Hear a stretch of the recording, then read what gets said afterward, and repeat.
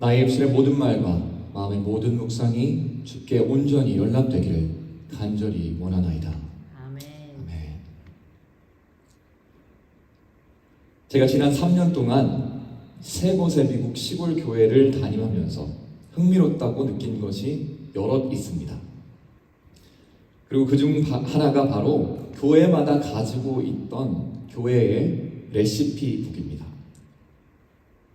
이 교회 레시피북이라는 게 뭐냐면요, 여러 성도님들께서 자신이 가장 자신 있게 만들 수 있는 음식의 레시피를 그것을 책으로 엮습니다. 그것을 인쇄하고요, 서로 공유하고 때로는 외부에 기부하기도 하고 또 판매하기도 하는 한인교회에서는 잘 찾아보기 힘든 미국 교회 고유의 문화입니다. 어쩌면 매주 식사를 통해 교제하고 공동체를 형성하는 한인교회에 정말 필요한 문화가 아닐까 생각이 잠시 들기도 했지만, 우리가 아는 대부분의 어머니들과 할머니들께서는 계량 같은 거에 의존하지 않으시고 오롯이 감과 손맛으로 음식을 만드시는 경우가 참 많죠. 그리고 그런 것들을 감안했을 때 어쩌면 레시피북이라는 게 필요하지 않을 수도 있고 만들기도 참 쉽지 않을 수 있겠다는 생각이 들었습니다. 또한 요즘처럼 인터넷에 검색만 하면 수백 가지의 레시피를 단번에 볼 수 있는 시대를 살아가는 우리들에게 레시피 책이라는 게 얼마나 유용할지도 조금은 의문스럽습니다. 하지만 전 교회 레시피북이 가지는 그 의미만큼은 참 아름답다고 생각했습니다. 레시피란 수많은 식자재가 어떤 방식으로 적절하게 준비되고 섞이고 또 조리되어야 하나의 먹음직스러운 요리가 되는지를 알려주는 하나의 지침서 같은 겁니다. 그리고 더 나아가 하나의 레시피가 완성되기까지는 적게는 한 사람의 인생이 거기 안에 있죠. 때로는 여러 세대의 경험과 지혜가 쌓여야 그것이 완성됩니다. 그리고 그렇게 대를 이어오는 레시피, 그리고 그 레시피를 대표하는 여러 가문들이 화합되고 이 책을 통해서 엮이고 깨어지는 과정은 참 아름답기 그지없는 통합의 모습 같다고 느꼈습니다. 제가 오늘 이렇게 레시피 혹은 음식에 대해 이야기를 하며 설교를 여는 이유는 바로 하나님께서 세우시는 하나님의 교회가 마치 하나의 완벽한 요리 혹은 레시피와 같다는 생각이 들었기 때문입니다. 교회는 수많은 사람들이 모이는 곳이죠. 감자와 같은 사람, 양파와 같은 사람, 흰쌀과 같은 사람, 또 어떤 분들은 현미와 같은 사람, 설탕과 같은, 소금과 같은, 식초와 같은, 간장과 같은 여러 사람들이, 이 수많은 개성과 맛을 가진 사람들이 모두 한데 어우러져서 공동체를 형성하는 곳이 바로 교회이기 때문에 그 교회는 꼭 적절하고 균형 잡힌 레시피가 필요한 것입니다. 그리고 저는 오늘 읽은 에베소서 4장 말씀이 우리에게 가장 필요한 교회의 레시피라는 생각을 합니다. 사도 바울은 이렇게 말하면서 에베소서 4장을 시작합니다. 그러므로 주 안에서 갇힌 내가 너희를 권하노니 너희가 부르심을 받은 일에 합당하게 행하라. 바로 여기서부터가 제가 생각하는 바울이 말하는 교회의 레시피이자 하나님 앞에 바로 선 교회를 위한 지침이 시작되는 곳입니다.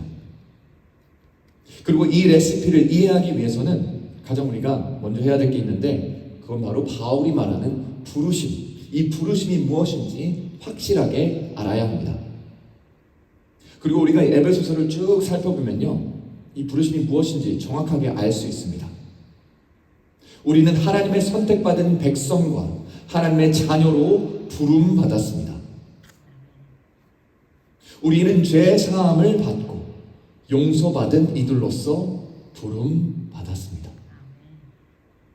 우리는 예수 그리스도라는 모퉁이 돌, 그 머릿돌 위에 세워진 하나님의 거룩한 교회가 되라고 부름받았습니다. 이 부르심을 믿으십니까? 아멘. 여러분, 누군가가 나를 부른다고 했을 때요, 영어로는 calling입니다. 그렇죠? 그건 나 자신이 아닌 외부로부터의 부름입니다. 항상. 맞죠? 부르심. 누군가 부른다 할 때는 그건 항상 외부로부터입니다. 다시 말해, 우리가 calling을 이야기하고 부르심을 이야기하고 인생의 사명을 논할 때에 내가 세우고 내가 만든 목표를 이야기한다는 것 자체가 이치에 맞지 않는 것입니다. 여러분 아셔야 합니다. 하나님께서 우리를 부르셨습니다.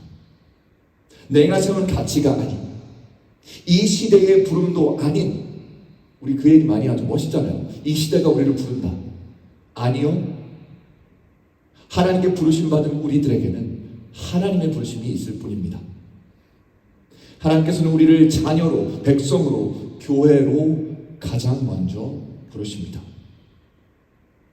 그리고 그 부르심을 들은 우리들에게는 응답하거나 불응하는 그 두 가지의 선택밖에 없습니다.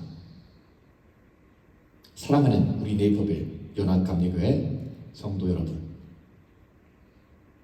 하나님의 부르심을 거부하는 것처럼 힘들고 어렵고 무지하고 치명적인 것은 없습니다.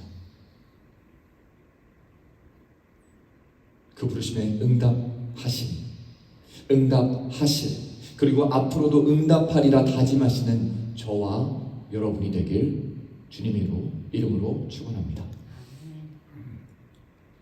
그리고 나서 사도 바울이 이야기하는 것은 우리가 하나님께 부름받은 존재라고 한다면, 인정한다면 우리가 그 부르심에 합당한 삶을 살아야 된다고 이야기하고 있습니다.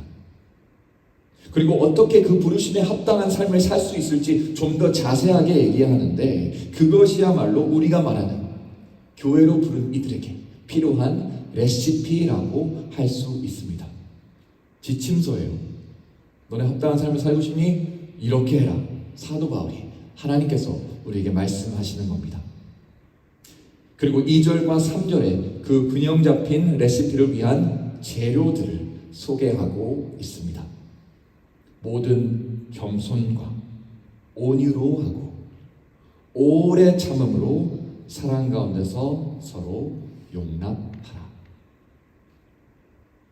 가장 먼저 부르심에 합당한 삶을 살기 위해, 그리고 가장 균형 잡힌 교회를 만드는 일에 쓰일 가장 첫 번째 재료로서 사도 바울은 다름 아닌 겸손함을 꼽습니다. 제가 좋아하는 C.S. 루이스가 쓴 글 중에 기독교인의 겸손을 아주 잘 표현한 대목이 있습니다.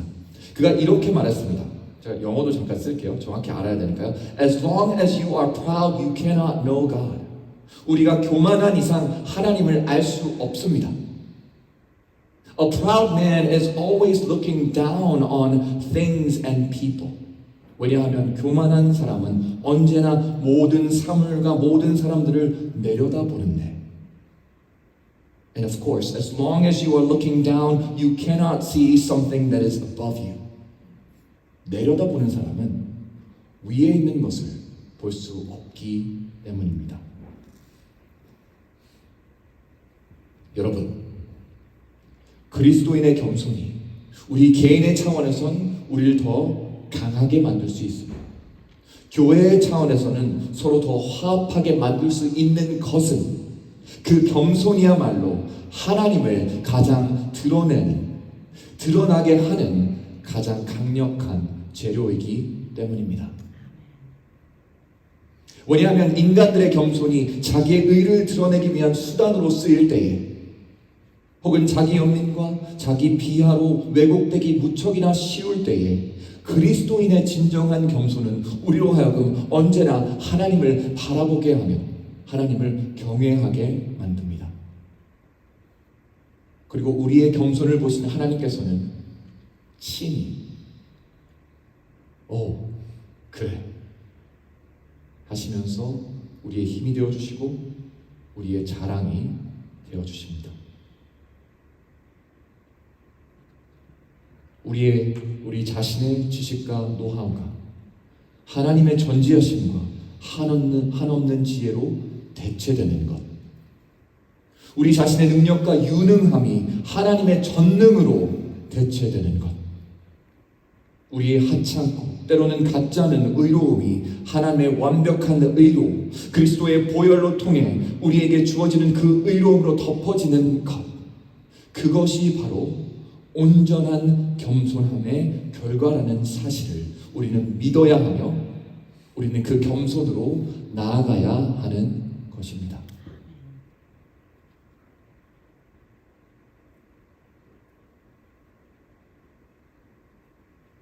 부르심에 합당한 삶을 살고 교회가 진정한 교회되게 만드는 두 번째 제로는 바울이 말한 온유함입니다.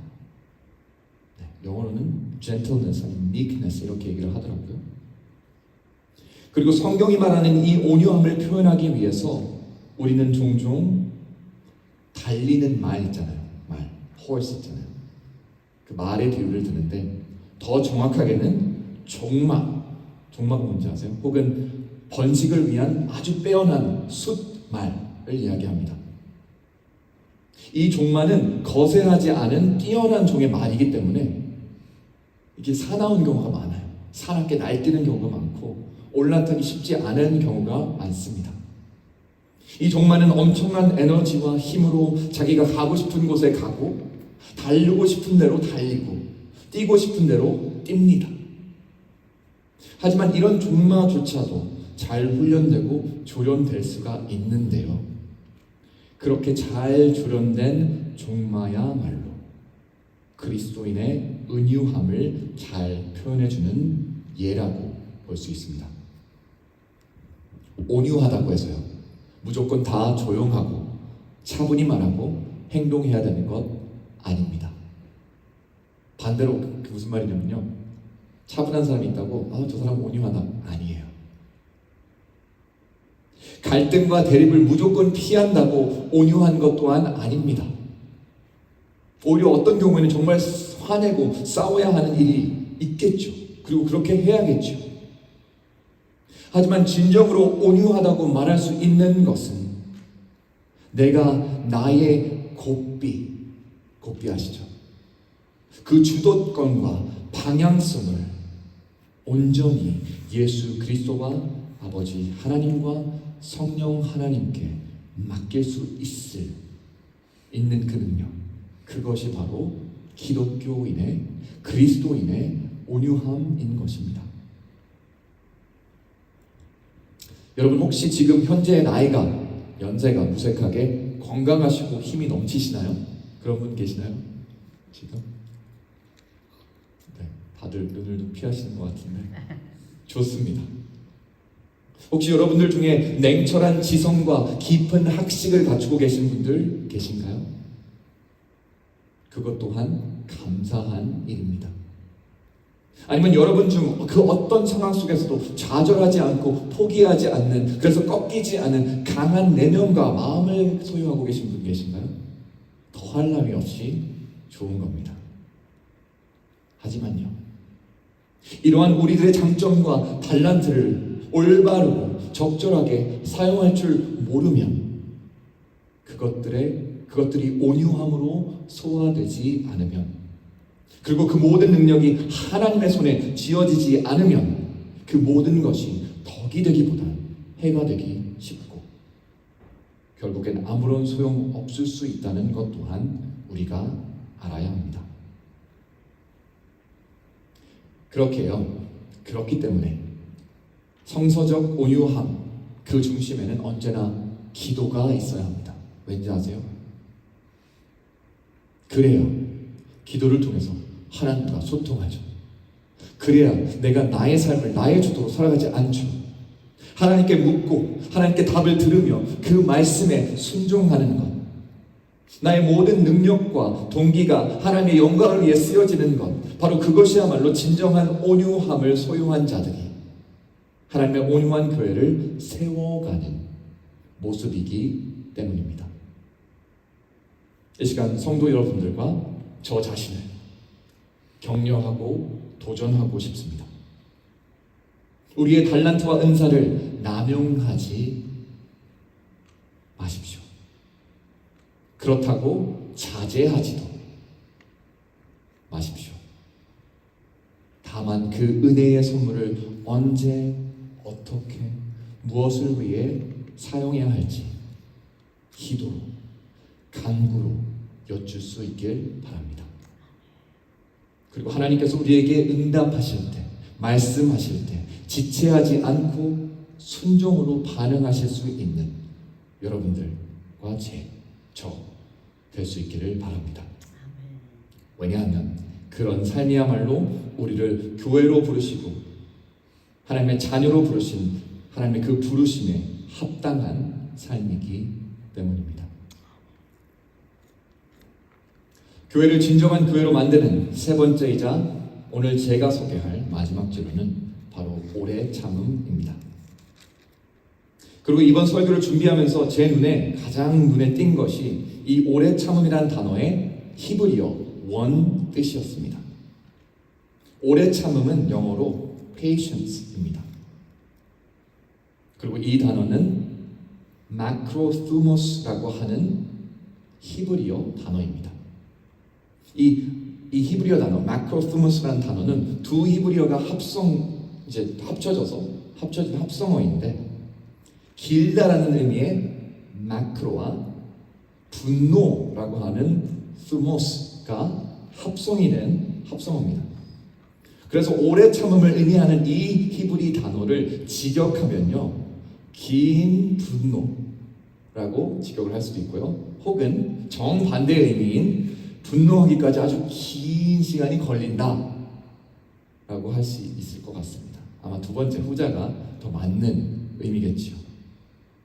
오래 참으면 분노하기까지 오래 걸린다라는 말입니다. 오늘 이 자리에 분노와 화를 마음에 품고 계신 분들이 계실지도 모르겠습니다. 하지만 오늘 꼭 아셨으면 하는 것은 분노의 마음, 필이 우리를 나누고 분열시킵니다. 분노는 형제와 자매를 갈라놓고요, 부모와 자식을 나눕니다. 분노는 하나님의 교회 또한 갈라놓으며 하나님의 백성들 또한 나뉘게 합니다. 그래서 결국엔 내부적으로 분열하게 만들며 오늘 우리에게 주어지는 권고의 말씀인 하나 되게 하는 것에 힘써 지키라는 명령과는 정반대의 결과를 가지고 옵니다. 하지만 우리도 알죠. 성인과도 같은 사람도 때론 분노할 때가 있습니다. 경우에 따라 성도도, 집사도, 권사도, 장로도, 목회자도 화를 냅니다. 그리고 그 사실을 알았기에 2절에서 사도 바울은 이렇게 말하고 있는 것입니다. 오래 참음으로 사랑 가운데서 서로 용납하라. 이게 말은 참 쉬운데요, 이걸 도대체 어떻게 해야 할지 어렵죠. 우리는 오래 참음이 무엇인지도 알고요, 길게 화내지 않는 거죠. 사랑이 무엇인지도 압니다. 하지만 사도 바울이 말하는 용납하라, 이게 무슨 말일까요? 정확히 그게 무슨 뜻인지 아시나요? 용납, 영어로는 forbearing이라고 번역되었는데 잘 안 와닿아요. 그리고 히브리어로는 아네호라고 하더라고요. 자기 자신을 곧고 강직하게 세우다라는 의미를 가지고 있습니다. 그리고 이것을 통해 우리가 알 수 있는 것은요, 용납이라는 것은 누군가의 모자람이나 미움 살만한 면을 내가 이해해주고 내가 봐주는 것과는 거리가 멀다는 거예요. 우리가 보통 용납하면 그래 내가 저 사람을 이해하는 거 이렇게 생각하잖아요. 근데 원어를 읽어보면요, 아니에요. 오히려 진정한 의미에서의 용납은 나 자신을 다스리는 것이며 훈련시키는 것입니다. 내 안에서 분노와 미움의 감정이 불타오를 때 나 자신을 굳게 다잡아 세우고 내가 그 감정들에 휩쓸리지 않게 하는 것, 나의 마음은 요동치지만 그 요동침을 잠잠하게 할 수 있는 것. 그것이 바로 성경이 우리에게 말하는 용납입니다. 전 이 강도상 위에 서서요, 여러분들에게 누군가를 미워하지 마십시오, 무조건 용서하시고 잊으십시오라고 말하지 않겠습니다. 그렇게 쉽게 얘기하지는 않을게요. 왜냐하면 전 여러분들의 마음을 모르기 때문입니다. 어떤 경험을 하셨기에 그런 마음을 품고 있는지 저는 모르기 때문이죠. 하지만 오늘의 말씀에 비추어 명확하게 알 수 있는 것, 그것을 이야기하는 것에는 제가 주저하지 않겠습니다. 여러분, 우리가 진정한 하나님의 교회로 서기 위한 방법이 우리에게 주어졌습니다. 우리를 교회로 부르신 하나님의 부르심에 합당하게 신앙생활할 지침이 우리에게 주어졌습니다. 분노하기 전에, 싸우기 전에, 평가하고 비판하기 전에 하나님 앞에서 나 자신을 먼저 굳게 붙잡아 세우시길 바랍니다. 쉽게 분노하지 않으시길 바랍니다. 그리고 그리스도 안에서 부름받은 형제와 자매를 예수님의 사랑으로 깊이 사랑하시되 하나님 그분께 나의 재능과 능력을 온전히 맡겨드려서요, 내 능력이 아닌 하나님의 능력으로 그것이 되어지게 하는 온유함을 갖추시기 바랍니다. 왜냐하면 그것이야말로 하나님께서 그의 부르신 교회로부터 정말 원하시는, 교회가 진정한 교회되는 방법이자 레시피이기 때문입니다. 저 오늘 설교를 마무리하려고 합니다. 그 어떠한 완벽한 레시피가 있더라도 그 레시피를 누가 읽고 그 요리를 누가 하느냐에 따라서 그 결과물은 천차만별일 수도 있습니다. 어떤 사람들은 레시피북을 보고서도요, 자기 감에 의존해서 해요. 대충 이렇게 살펴보고 이쁘다, 오케이, 그거 넣으면 되고 내 마음대로 합니다. 또 정반대로 어떤 사람들은 레시피를 처음부터 끝까지 다 읽습니다. 1g 1초 단 한 번의 순서로 틀리지 않게 레시피북 그대로 따라하는 분들이 있습니다. 그런데 정말 재밌는 사실 아시나요? 그게 전자든 후자든 그 어떠한 방법도 완벽한 요리를 보장하지 않습니다. 진짜 신기해요. 똑같은 레시피를 똑같이 보고 따라했는데 맛이 다르고, 어떤 건 맛있고 어떤 건 맛없고, 그리고 그 어떤 레시피도 그 레시피의 주인인 우리네 어머니들, 할머니들의 손맛과 똑같게 할 수는 없습니다. 재현할 수가 없습니다. 다시 말해서 완벽한 요리를 완성할 수 있는 유일한 존재는 바로 그 레시피의 주인밖에 없다는 단순하고도 근본적인 진리입니다. 에베소서 4장 3절은 우리가 바라고 원하는 그 온전한 교회를 하나되게 하신 분이 성령님이라고 말씀하고 있습니다. 그리고 그런 의미에서 우리가 말하는 완벽한 교회의 레시피의 원작자는 성령 하나님이신 겁니다. 제가 방금 말씀드렸죠. 완벽한 요리를 완벽하게 완성할 수 있는 유일한 존재는 그 레시피의 주인밖에 없다는 사실. 그렇기에 우리는 성령 하나님을 의지해야만 합니다. 그분께 우리를 깎으시고 재단하고 섞으시고 간하시고 모양 잡으시고 한데 담아내시도록 우리 자신을 내어드려야 하는 겁니다. 우리가 하려고 하지 말고 그분이 하실 수 있게 내어드리는 겁니다.